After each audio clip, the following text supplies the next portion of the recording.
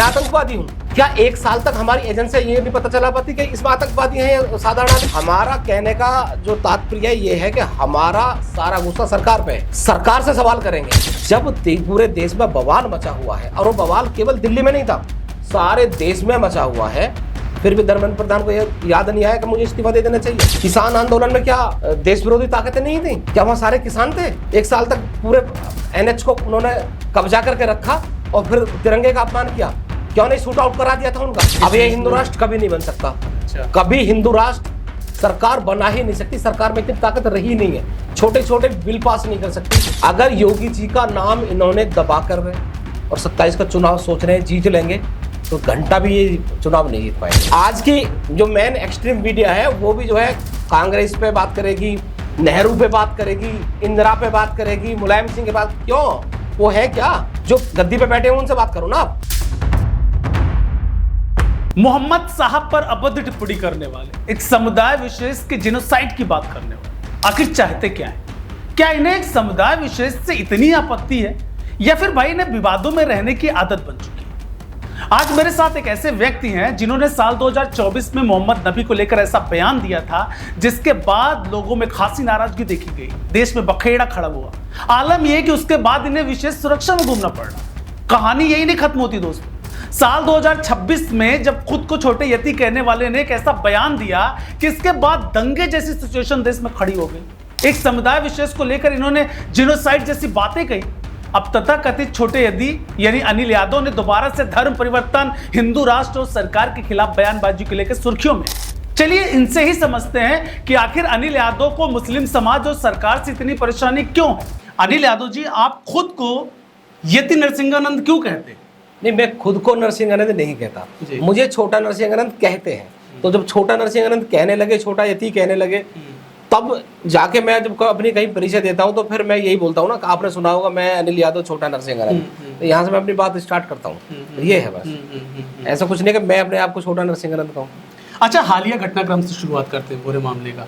अभी दिल्ली में जो कुछ हुआ, छात्र आंदोलन पूरी दुनिया ने देखा, पूरे देश ने देखा, सरकार के खिलाफ खूब आवाज उठाई गई, छात्र इकट्ठा हुए। CJP के पूरे प्रोटेस्ट को आप किस नजरिए के, किस तरीके से देखते हैं? देखिए, CJP हो या इससे पहले बहुत सारी बात है, जैसे अभी आप ओवैसी की बात करें या रावण की बात करें, ये जितने भी सब चीजें, जितने भी ये मुद्दे आते हैं, ये कहीं और से नहीं आते। ये बीजेपी के ही उत्पन्न करे हुए बैक्टीरिया होते हैं। बीजेपी का जो थिंक टैंक है वो सोचता है कि अब हम एक नया एक प्रोपेगेंडा रचते हैं तो ये ऐसे करके ऐसे हमारे फेवर में आ जाएगा, लेकिन होता क्या है, वो उल्टा बीजेपी पे पड़ जाता है। कहना क्या चाह रहे हो? छात्र प्रोटेस्ट जो हुआ, छात्र प्रोटेस्ट हुआ, बीजेपी वालों ने कराया। बीजेपी ने कराया। कैसे कह सकते हैं इस बात को? दिल्ली पुलिस ने, भाई बीजेपी घिर गई इस मुद्दे को लेकर, थूथू मच गया पूरे देश भर में। सरकार के एक बड़े मंत्री को इस्तीफा देना पड़ गया, और सरकार अपने खुद के ऊपर कीचड़ उछालने के लिए ऐसा करेगी। इसलिए करेगी जब पेपर लीक हुआ। इस बात को तो पंडित जी मानोगे ना आप? ठीक है, पेपर लीक हुआ।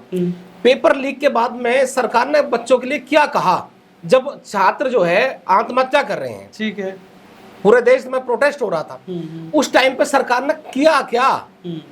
कोई मतलब कोई निर्णय लिया? नहीं लिया। जब ये CJP वाला मामला शुरू हुआ, क्योंकि CJP का जब मामला इन्होंने उस छात्रों को बताया CJP वाले, ठीक है, CJP वाले उसमें आए, लेकिन उस CJP में पूरे देश से छात्र भी आए। अच्छा, ठीक है। 20 तारीख से जब ये मामला शुरू हुआ तो सरकार ने इनिशिएट किया, अपना क्या रुख रखा, दिल्ली पुलिस से उन्हें परमिशन, खुद पे खुद परमिशन दे दी। अच्छा, अभी मैं कल जा रहा हूँ कोई प्रोटेस्ट करने, मुझे परमिशन के लिए घुटने घिसाने पड़ेंगे, जूते घिस जाएंगे कि आप तो सांप्रदायिक मामला करोगे, ये करोगे, लेकिन उनको बिना मांगे परमिशन देने के पीछे क्या राज है? इन्होंने सोचा कि जब ये बच्चे इकट्ठे होंगे, आंदोलन होगा, तो हम इसमें अपना कुछ ना कुछ अपना हित साथ देंगे। देखेंगे, देखो कॉकरोच पार्टी के लोग ये जो है असामाजिक तत्व हैं, आतंकवादी हैं, और देश में कितना इनका क्या रवैया है, देखो पूरे सरकार को घेर रहे हैं, देश की संपत्ति को नुकसान पहुंचा रहे हैं। इनका सोचा तो इन्होंने ये था, और बाद में हुआ भी यही, इन्होंने उन्हें आतंकवादी घोषित करने की कोशिश की, लेकिन बाद में दिल्ली पुलिस ने ही ये क्यों कह दिया कि यहाँ कोई विदेशी फंडिंग नहीं है। दिल्ली पुलिस के अधिकारियों ने ही ये कह दिया कि यहाँ कोई विदेशी फंडिंग नहीं है, जबकि इनके जो कुक्रमुत्ते थे ना, जो इनकी आईटी सेल, किसके कुकुरमुत्ते? भाजपा के। अच्छा। जो आईटी सेल वाले वहाँ छोटी छोटी वीडियो बना रहे हैं, देखो ये यहाँ से अरब से किसी ने खाना भेजा, ये बांग्लादेश से खाना भिजवाया है, ठीक है मान लिया, लेकिन अधिकारियों ने मुंह पे थूक दिया ना तुम्हारे पे। अधिकारियों ने क्लीन चिट दे दी कि यहाँ कोई विदेशी फंडिंग है ही नहीं। तो हमारे ये समझ में नहीं आ रहा। अनिल यादव जी, जी बताएं। कुछ फैक्ट रखिए, कुछ ऐसा प्रमाण रखिए लोगों को आपकी बात पे यकीन हो। ऐसे अगर आप कुछ भी कहेंगे, बीजेपी तो कह रही है भैया कि ये आम आदमी पार्टी, कांग्रेस, समाजवादी पार्टी और चंद्रशेखर आजाद समाज पार्टी, इन सब लोगों ने मिलकर इस प्रोटेस्ट को ऑर्गेनाइज करवाया है। देखिए, आप आज एक नई बात बता रहे हैं जो लोगों के बीच जा रही है कि भारतीय जनता पार्टी ने इस प्रोटेस्ट को ऑर्गेनाइज करवाया। ऑर्गेनाइज नहीं करवाया, हाँ, हवा दी। अच्छा, अगर देखो पार्टी का ये जिम्मेदारी बनती है, सरकार की पार्टी है, सरकार की जिम्मेदारी बनती है, माननीय मोदी जी की, गृह मंत्री की जिम्मेदारी तय होनी चाहिए कि जब वहां बच्चे इकट्ठा होना स्टार्ट हुए तभी कोई ना कोई सरकार का प्रतिनिधि आके उन्हें ये बताता कि ठीक है जी, हम इस पे ये कार्रवाई आपके लिए करने वाले हैं, धर्मेंद्र प्रधान का इस्तीफा हम मंजूर करने वाले हैं या नहीं करने वाले हैं। कोई बाहर निकल कर नहीं आया। बाद में क्या हुआ, इसे गांव की कहावत है, फूटे से जूझरू होना। ये आज सरकार के साथ हो गया है, भारत सरकार के साथ फूटे से जूझरू होना। जब किसान नेताओं ने किसान आंदोलन चलाया था, 1 साल तक किसान आंदोलन चलता रहा, नहीं जी ये नहीं होगा। फिर क्या हुआ भाई, बाद में उन्होंने लाल किले पे जाके तिरंगे का भी अपमान करा लिया इन्होंने, और फिर बिल वापस ले लिया। वो भी बीजेपी ने ऑर्गेनाइज करवाया? नहीं, बीजेपी ने उसे हवा दी। पहले दिन उखाड़ दो ना, जब हमें पता है कि ये गलत है, मैं आतंकवादी हूँ। अच्छा, क्या 1 साल तक हमारी एजेंसी ये नहीं पता चला पाती कि इसमें आतंकवादी हैं या साधारण आदमी? अनिल यादव जी, देश में प्रोटेस्ट होता है, किसान आंदोलन और छात्र आंदोलन दोनों की आप बात कर रहे हैं कि दोनों प्रोटेस्ट है जो कहीं ना कहीं बीजेपी ने इसको प्रमोट किया, बूस्ट किया, पुश किया आगे बढ़ाने के लिए। आप ये कहना चाह रहे हो ना? कहना चाह रहा हूँ। कांग्रेस को नहीं पता चली ये बात, समाजवादी पार्टी को ये बात नहीं पता चली, चंद्रशेखर आजाद को ये बात नहीं पता चली, वो कूद गए उनके साथ में। ठीक है, ऐसा है, एक बात है कि भाई तया गरम था, हमने भी 2 पराठे सेक लिए। अच्छा, जब चारों तरफ से सीजेपी या छात्र सब इकट्ठे हो गए, वहां आंदोलन शुरू होगा। कौन नहीं चाहेगा कि मैं इसमें अपना फेस सामने लाऊं और मैं दिखाऊं, क्यों मैं छात्रों की या युवाओं की, जो देश की जैन जी है, उसके सामने अपने आप को प्रेजेंट करूं। उन्हें तो चुनाव लड़ना है, तो नेता तो सामने आएंगे, लेकिन ये मौका दिया किसने? जब वो प्रोटेस्ट शुरू हुआ, भाजपा, ये जो है सपा या कांग्रेस, कितने दिन बाद उसमें शामिल हुए, ये भी तो देखो आप, ड्यूरेशन देखो ना समय की। पहले ही सप्ताह में यदि इसे निपटा दिया जाता, क्या सपा को, क्या कांग्रेस को इसमें आने का मौका मिलता? नहीं मिलता। लेकिन ये सरकार इंतजार करती रही ना, देखो आपके अखिलेश यादव ने ये कर दिया, आपके राहुल गांधी ने कर दिया, आपने मौका दिया भाई। आप, मेरा जो कंसर्न है ये है कि आपने इतना मौका दिया क्यों, और फिर थूक के चाटने वाली स्थिति हुई। आपने धर्मेंद्र प्रधान से इस्तीफा भी करवाया। यदि इतना ही अगर वो आतंकवादी तो जेल भिजवाते, गोली चलवा देते, बनाते जलियांवाला बाग। आपने लाठियां चलवा दी उन पे। हुआ क्या कि आपने अपनी किसी टसन में क्या, आप सीजेपी को खत्म करने के लिए आपने कहा देखो ये आतंकवादी है, विदेशी फंडिंग हो रही है, हमने डंडा बजवा दिया। आपके बात पे हुआ क्या? आपके बात में कंट्राडिक्शन है। एक तरफ आप कहते हैं कि बीजेपी ने इस प्रोटेस्ट को बूस्ट किया, इस प्रोटेस्ट को पुश किया, दूसरी तरफ आप ये कह रहे हैं कि बीजेपी इस प्रोटेस्ट को, कॉकरोच जनता पार्टी को खत्म करना चाह रही थी। थोड़ा सा अपने बात को क्लियर करें। मैं क्लियर कर रहा हूँ। बीजेपी चाहती थी शुरू में कि जैसे कांग्रेस पार्टी जो वहाँ इकट्ठा हो रही है, तो हम इसे जो है पूरी जनता को समझाएंगे, देखो ये देश विरोधी है। लेकिन भाजपा जो सरकार है हमारी, भारत सरकार, ये भूल गई कि ये जो आंदोलन की जो मेन रीड है वो हमारे देश के ही जैन जी और छात्र हैं, जिसके पीछे एक बहुत ही मुख्य आधार था पेपर लीक। मुख्य मुद्दा था पेपर लीक और धर्मेंद्र प्रधान का इस्तीफा। तो सरकार को ये सोचना चाहिए था कि आप जो है अपने एक हित को साधने के लिए कहीं ना कहीं देश के ओरिजिनल छात्र पे भी आप लाठी बजा रहे हैं, आप उसे रुष्ट कर रहे हैं युवा को।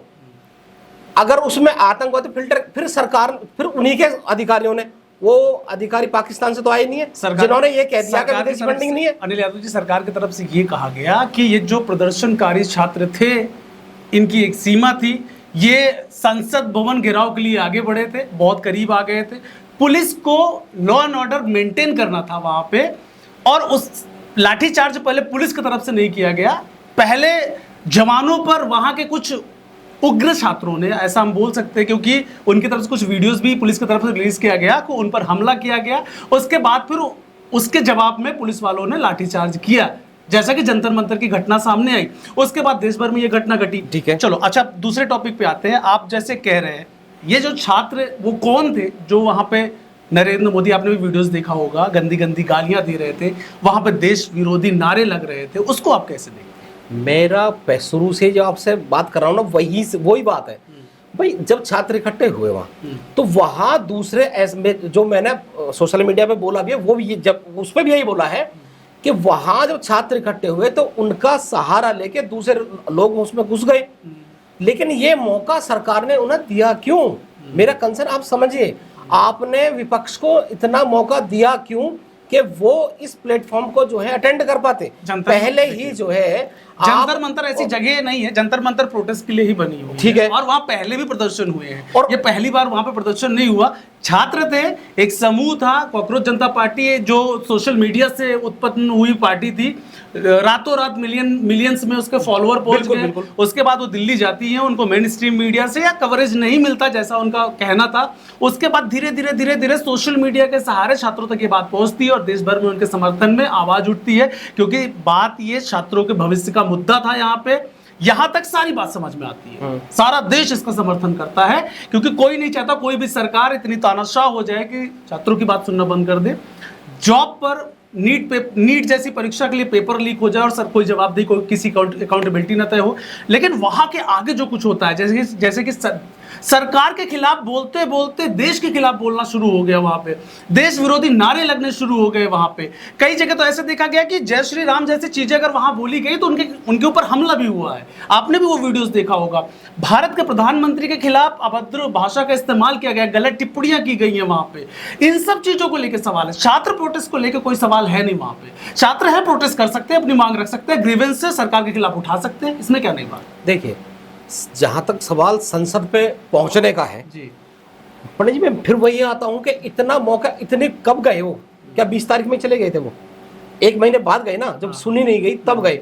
और मैं फिर दोबारा कहता हूं, उनमें जो फ्यूल डाला है वो असामाजिक तत्व ना डाला कि आप चलिए, क्योंकि वो अपना भी हित असामाजिक तत्व कौन थे? बीजेपी वाले?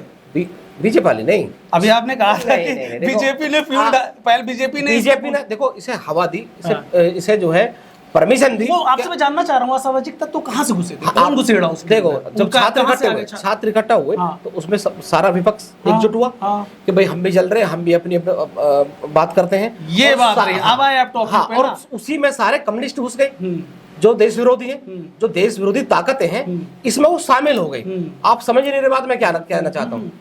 तो वो ये जो देश विरोधी ताकतों को जो मौका मिला है, वो किसने दिया? कांग्रेस ने दिया क्या? वो समाजवादी पार्टी ने दिया? वो पाकिस्तान ने दिया? बांग्लादेश ने दिया? अरब कंट्रीज ने दिया? भारत सरकार ने दिया? पहले ही वीक में अगर इस मामले को निपटा लिया होता तो इस देश को ये दिन देखना नहीं पड़ता। मेरा कंसर्न समझिए आप। पहले सप्ताह में जब देखो, मैंने फिर कह रहा हूं, फूटे से झुझरू हुए हैं ये। जब उसका इस्तीफा कराना ही था तो पहले हफ्ते में करा लेते, आपकी भी बात रह जाती, छात्रों की बात रह जाती। लेकिन आपने देश विरोधी ताकतों को और ताकतवर कर दिया। और बात जो आप कह रहे हैं ना कि भाजपा ने या सरकार ने, सवाल किससे पूछेंगे हम? जो सत्ता में है या जो विपक्ष में है? जो सत्ता में है, जो सत्ता में जिम्मेदारी है। इसलिए हमारा कहने का जो तात्पर्य ये है कि हमारा सारा गुस्सा सरकार पे है। सरकार से सवाल करेंगे हम। आज की जो मेन एक्सट्रीम मीडिया है वो भी जो है कांग्रेस पे बात करेगी, नेहरू पे बात करेगी, इंदिरा पे बात करेगी, मुलायम सिंह के बात। क्यों? वो है क्या? जो गद्दी पे बैठे हैं उनसे बात करो ना आप, उनसे कोई बात नहीं करता। जब धर्मेंद्र प्रधान का पहले इस्तीफा, अब एक बात और, आपकी जो कह रहे हैं ना, बीजेपी वाले तो कहते हैं हमारे यहाँ इस्तीफा। अब एक बात और, इस्तीफा दे दिया ना। कॉकरोच जनता पार्टी जो संस्थापक है उनका बयान आपने सुना होगा ना, बाद में जब इस्तीफा हुआ कि बीजेपी वाले बोलते हैं हमारे इस्तीफा नहीं होता। मैं इस बात पे बिलीव नहीं करता क्योंकि इतना पागल कोई नहीं है कि जो इस तरह ओपनली कह देगा। बाकी उन्होंने बोला है, मीडिया में बोला है, उन्होंने बोला होगा, लेकिन मोदी जी ने तो सिद्ध कर दिया ना, कर दिया ना सिद्ध। फिर दूसरा, मोदी जी माफी क्यों मांग रहे हैं फिर? मोदी जी ने बोला है मैंने इस्तीफा लिया। नहीं, इस्तीफा लिया है। प्रधान जी ने ये बोला है कि मैं अपनी मर्जी से, अपने स्वेच्छा से, मैं नहीं चाहता कि देश में आग लगे और देश विरोधी ताकतें कुछ इसमें एक्टिव हो गई हैं, और मैं नहीं चाहता कि देश में छात्रों के नाम पर इतना बड़ा बखेड़ा खड़ा हो, बवाल खड़ा हो, इसलिए वो अपने पद से इस्तीफा दे रहे हैं। तो वो 1-1.25 महीने बाद याद आई उन्होंने बात, है उन्हें पहले ही फिर वही बात है। आप जो गोल गोल घूम रहे हैं भाई, ये बात तो पहले भी कह सकते थे धर्मेंद्र प्रधान, भाई मेरे ऊपर आपत्ति है। पहले आपने सारी सरकारें देखी हैं, सुनी है, आपने देखी हमारी और आपकी एज का, लेकिन पढ़ा है। पहले जिस कांग्रेस की बात कर रहे हैं ना, उसमें भी लोग इस्तीफा दे देते थे अगर गलती हुई है ना डिपार्टमेंट से। मैं किसी विभाग का मंत्री हूं और मुझ पर लाल बहादुर शास्त्री ने खुद इस्तीफा दिया था, तो अपने आप गलती स्वीकार करके भाई मेरे रहते हुए ये गड़बड़ हुई है तो मैं इसकी जिम्मेदारी लेता हूँ। जब पूरे देश में बवाल मचा हुआ है, और वो बवाल केवल दिल्ली में नहीं था, सारे देश में मचा हुआ है, फिर भी धर्मेंद्र प्रधान को यह याद नहीं आया कि मुझे इस्तीफा दे देना चाहिए। वो तो झेप मिटाने वाली बात है, और इस्तीफा हो गया तो देखो मैं अपनी इच्छा से दे रहा हूँ, वो ये थोड़ी कह देगा मैं इनके कहने से दे रहा हूँ। दूसरी बात, जहाँ तक लाठीचार्ज की उसकी बात है, शाहीन बाग हुआ, उसमें क्या वो साधारण व्यक्ति थे जो वहाँ शाहीन बाग में बैठे थे? वो आतंकवादी नहीं थे, वो जिहादी नहीं थे। सरकार की लाठियां कहाँ चली गई थी उस टाइम पे? सजा तो सरकार नहीं, सजा तो मैं लाठीचार्ज की बात कर रहा हूँ। सरकार ने वहां इतना बल प्रयोग क्यों नहीं किया? किसान आंदोलन में क्या देश विरोधी ताकतें नहीं थी? क्या वहां सारे किसान थे? 1 साल तक पूरे NH को उन्होंने कब्जा करके रखा और फिर तिरंगे का अपमान किया। क्यों नहीं शूट आउट करा दिया था उनका? जब जिस वक्त वो देश के झंडे को जो अपमानित कर रहे थे। आप इतने बड़े देशभक्त हो और राष्ट्रभक्त हो तो उन्हें शूट आउट करा देते अपने गार्डों से। नहीं कराया ना, लाठी भी नहीं चार्ज कराई उन पे, पता था ना कि यहां से रिवोल्ट होगा। वो छात्र थे, पिटवा दिए और फिर इस्तीफा भी करवा दिया। एक बात पे रहो, या तो आप ये कहो कि वो आतंकवादी थे और हमने इसलिए पिटवाए हैं, उन्हें सजा कराई, या फिर इस्तीफा ना होना चाहिए था। आप मतलब इन्होंने ये सिद्ध कर दिया है कि जो लड़ेगा उसके सामने झुक जाएंगे। तो कल को तो सारी देश विरोधी ताकतें इनके ऊपर हावी जाएंगे, हो जाएंगी ना। उन लोगों का क्या हुआ जिन्होंने इन पर विश्वास करके और इन्हें सत्ता में इतनी ताकत के साथ पहुंचाया, जिस आधार पर हिंदुवाद के आधार पर गए थे, हिंदू राष्ट्र के आधार पर गए थे। उन लोगों उस वोटर का क्या होगा जो क्रीम वोटर है, जिसने केवल इस भरोसे से वहां पहुंचाया कि हमने देश सुरक्षित हाथों में दिया है, हिंदू राष्ट्र बनेगा, देश राष्ट्र हमारा राष्ट्र निर्माण होगा, हम विश्व गुरु बनेंगे। कहां गए विश्व गुरु भाई? कहां गए विश्व गुरु? तो आप तो फेल हो गए ना। 0% क्या चाहते हैं? क्या चाहते हैं? इस देश को पूरा हिंदू राष्ट्र बना दिया जाए? मैं नहीं चाहता। चलो हिंदू राष्ट्र से पूरा सनातन चाहता है। इसी बात के ऊपर मोदी जी को लाया गया था। आप बताइए मोदी जी ने जो है हिंदू के लिए क्या कर दिया, बताइए आप, पूछिए। आप कहते हैं कि 50 साल बाद ऐसा होगा कि इस देश में मुस्लिम प्रधानमंत्री बन जाएगा। जिस दिन मुस्लिम प्रधानमंत्री बन गया 50% से ज्यादा ऐसे लोग हैं। 50 साल में नहीं, 10 साल पढ़ने जी, 10 साल में, 10 साल में। और वो 50% लोग ऐसे हैं जो कन्वर्जन कर जाएंगे दूसरे धर्म में। बिल्कुल कन्वर्जन कर जाएंगे। कुछ लोग जो है रिफ्यूजी कैंप में रहेंगे, कुछ जो पैसे वाले हैं भाई। ये भड़काऊ बयान नहीं है आपका? ये भड़काऊ, अब आप देखो, जो सत्य है वो भड़काऊ है, जो सत्य है वो भड़काऊ है, और जो झूठ है वो ठीक है। वो तो सबका साथ सबका विकास है। जो पैसे वाले हैं, जितने नेता उनके हेलीकॉप्टर तैयार खड़े हैं। आप देख लीजिए अफगानिस्तान में क्या हुआ था, है? अभी बांग्लादेश में जब तख्ता पलट हुआ तो वहां की जो राष्ट्रपति खुद भारत आ गई थी। पर जिसके हेलीकॉप्टर तैयार हैं वो तो चले जाएंगे अपने बच्चों को लेके, और जितने बड़े नेता हैं सबके बच्चों के जो काम है विदेश में सेट है। मर कौन रहा है यहाँ? एक तरफ तो मोदी जी कहते हैं, एक तरफ तो कहते हैं बीजेपी वाले कि भैया हिंदू राष्ट्र बना देंगे इसको। आप कह रहे हैं कि 10 साल बाद ऐसे वक्त आने वाला है कि अब ये हिंदू राष्ट्र कभी नहीं बन सकता। अच्छा, कभी हिंदू राष्ट्र सरकार बना ही नहीं सकती। सरकार में इतनी ताकत रही नहीं है, छोटे छोटे बिल पास नहीं कर सकती। हम इसको भारत क्यों नहीं बने रहने देते? भारत बना दीजिए फिर। भारत भी नहीं है। आप ये बताइए कि जब ये भारत था तो जब हिंदू राष्ट्र बनाने की किसने बात करी थी सर? बीजेपी ने तो बनाया क्यों नहीं? तो इसे तो भारत भी नहीं छोड़ा, इसे भारत भी नहीं छोड़ा। अब तो ये जैसे पाकिस्तान चला गया, बांग्लादेश चला गया, ऐसे ही कुछ इसका नाम पड़ जाएगा। ये भारत रहने वाला नहीं है पंडित जी, ये कोई भारत रहने वाला नहीं है। हिंदुओं के पास, सनातनियों के पास एक गज जमीन ऐसी नहीं है जिसको वो ये कह सके सनातनी का ये हिंदू राष्ट्र है या हिंदू की जमीन है। बता दीजिए आप पूरे देश में। इस्लाम ने अपने 58 देश बना लिए। आप उत्तर प्रदेश के रहने वाले हैं जी। 2027 में चुनाव होने वाला है जी। उत्तर प्रदेश में 2027 में क्या लगता है कौन भारी रहने वाला है, समाजवादी पार्टी या योगी आदित्यनाथ? देखो, योगी आदित्यनाथ के सामने सब फीके हैं। आज मोदी जी फीके हैं, हजम नहीं कर पाते। भाजपा योगी जी को हजम नहीं कर पा रही है बिल्कुल भी। योगी जी को कहीं ना कहीं दबाने की कोशिश कर रहे हैं, क्योंकि ले दे के अब इनके पास केवल योगी जी बचे हुए हैं। अगर योगी जी का नाम इन्होंने दबा कर रहे और 27 का चुनाव सोच रहे हैं जीत लेंगे, तो घंटा भी ये चुनाव नहीं जीत पाएंगे। अच्छा, योगी जी के ऊपर चुनाव होगा, योगी जी जीतेंगे, सरकार योगी जी की बनेगी। जो लोग कहते हैं, जो अंदर अंदर बातें निकल के आती है, अलग अलग पॉलिटिकल एनालिटिक्स जो है वो बोलते हैं कि यूपी और दिल्ली में नहीं बनती है। कितनी सच्चाई है इसमें? यूपी में और दिल्ली में नहीं बनती है सरकार। अच्छा, आपस में यूपी और दिल्ली में नहीं बनती? नहीं, योगी जी के अलावा कोई रबड़ स्टैंप होता है यहाँ तो खूब बनती, अच्छा, खूब पटरी खाती। मतलब योगी जी नहीं सुनते मोदी जी को? सुनते हैं, लेकिन योगी जी कहीं ना कहीं ये याद रखते हैं कि मैं जिस मठ से आया हूँ और जिस मुद्दे पे आया हूँ, जो मेरा आधार है, योगी जी उसे भूलते नहीं है। अगर आपने जो 9 साल में आपने यूपी में क्या क्या बदलते देखा है? पिछले 9 सालों की बात कर रहा हूँ। देखो, यूपी में जो बदला है, एक तो क्राइम रेट कम हुआ है। अच्छा, ठीक है। ठीक है। दूसरा, जो जिहादी हैं, जो जिहादी तत्व है उत्तर प्रदेश में, उन पर लगाम लगी है। अच्छा, जितने माफिया हैं सबको ठंडा कर दिया है। बाकी भैया इसके अलावा जो सेंट्रल गवर्नमेंट कुछ करने नहीं देती योगी जी को, योगी जी इतना कर पाते हैं। हाँ, योगी जी की सरकार में एक बहुत बड़ी खामी आई है, उसे भी मैं कहूँगा। योगी जी की पूरे इस 9 साल में जो अधिकारी है वो बेलगाम है। फिर कैसे सही तंत्र हुआ ये? यही तो सवाल है ना, कि मतलब अगर आप कह रहे हो चीफ मिनिस्टर ऐसा है जो उत्तर प्रदेश को बहुत अच्छी तरीके से चला रहा है, दूसरी तरफ आप ये कह रहे हैं देखो कि जो प्रशासन है वो बेलगाम है। योगी जी है तो मुमकिन है क्या? अभी जो हिंदू राष्ट्र की बात कर रहे थे आप जो है, और जो जिहाद की बात कर रहे हैं, उस पर लगाम लगाने के योगी जी सफिशिएंट है। यदि उन्हें प्रधानमंत्री बना दिया जाए तो वो देश में भी इसी वाले लॉ एंड ऑर्डर को ब्यूरोक्रेट्स हैं तब भी अनियंत्रित रहेंगे। बिल्कुल रहेंगे, फिर तो पूरे देश भर में रहेंगे। वो तो योगी जी को सोचना चाहिए। कैसे होगा? मैं तो आपके चैनल के माध्यम से योगी जी तक ये बात पहुंचाना चाहता हूं कि योगी जी, आप अपने अधिकारियों पर लगाम लगाइए। आपके अधिकारियों ने जनता को तो बंद करना है। अच्छा, ठीक है, कंटिन्यू।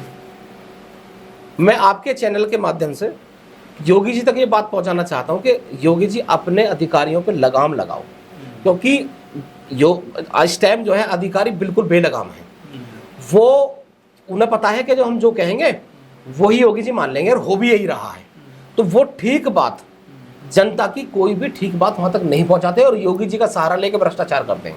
तो देखो योगी जी, देखो बहुत बुरा हो जाएगा। फिर तो ये बात अलग अलग होगा, अलग बात। फिर अनिल यादव जी देखा, समझिएगा, अगर प्रशासक अच्छा है, राजा अच्छा है, तो उसके नीचे जो काम करने वाले लोग हैं, सेवादार लोग हैं, या ब्यूरोक्रेट्स हैं, या फिर कर्मचारीगण हैं, उनको तो काम अच्छे से करना पड़ेगा। अगर उन अच्छे से काम वो नहीं कर पा रहे हैं तो कहीं ना कहीं राजा पे सवाल खड़ा होता है। देखिए, आज अभी जो हम बात कर रहे हैं ना, वो कर रहे हैं केवल हिंदू राष्ट्र की। कहीं ना कहीं जो है गो तस्करी की बात आती है, कहीं ना कहीं लड़कियों के लव जिहाद की, लैंड जिहाद, थूक जिहाद, मूत जिहाद, एक तरह का जिहाद नहीं है। इस सारे जिहाद को कंट्रोल सिर्फ योगी जी कर सकते हैं, और योगी जी ने किया है। बात रही प्रशासक से, हम बोल तो रहे हैं कि अपने अधिकारियों पे लगाम लगाइए, और जो अपने प्रतिनिधि हैं, जो जनप्रतिनिधि हैं, जनता के प्रतिनिधि हैं, उनकी थोड़ी सी सुननी स्टार्ट करिए। होता क्या है, जनप्रतिनिधि की जो है कहीं ना कहीं इसमें, देखो योगी जी ने ये क्यों किया, इसके पीछे एक कारण था। देश दुनिया की हर बड़ी सटीक और भरोसेमंद खबर के लिए अभी विजिट करें हमारी वेबसाइट nowuttarpradesh.com और nownoida.com, क्योंकि यहां सिर्फ सुर्खियां नहीं बल्कि पूरी जानकारी मिलेगी।